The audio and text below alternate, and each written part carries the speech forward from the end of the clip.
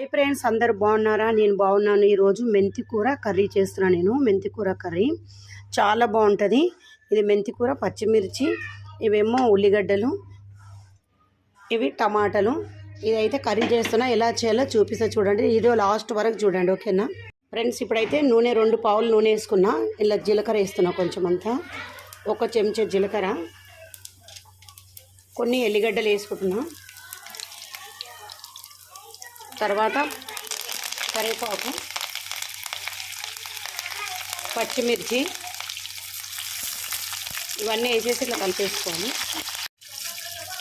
2 చిన్న ఉల్లిగడ్డలు, ఇవన్నీ మంచిగా నూనెలో మంచిగా ఉడికించుకోవాలి. ఫ్రెండ్స్, ఉల్లిగడ్డలు అయితే మంచిగా ఎర్రగా అయిపోయినాయి. ఎల్లిగడ్డలు ఇవన్నీ మంచిగా ఉడికిపోయినాయి. ఇప్పుడు ఇలా మనం మెంతి కూర వేసుకుందాం.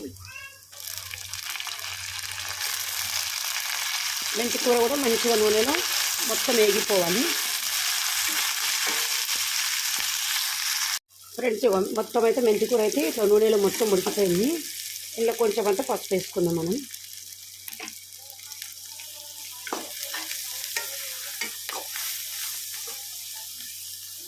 కారం వేస్తున్నా, 1 చెంచా, రుచికి తగ్గినంత ఉప్పు, ఇవన్నీ వేసుకొని కలిపేసుకోవాలి మంచిగా.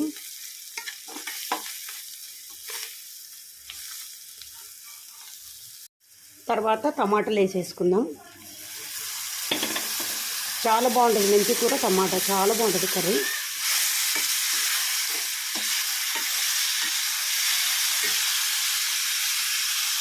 ఫ్రెండ్స్, ఇక మంచిగా కూర అయితే గట్టిగా దగ్గరకు అయిపోయింది.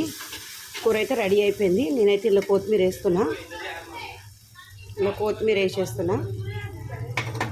కొత్తిమీర వేసేసి కలిపేసుకోవాలి.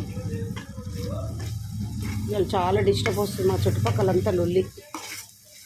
అందరూ స్కూల్ నుంచి పిల్లలు వచ్చేసిండ్రు, గడబడి.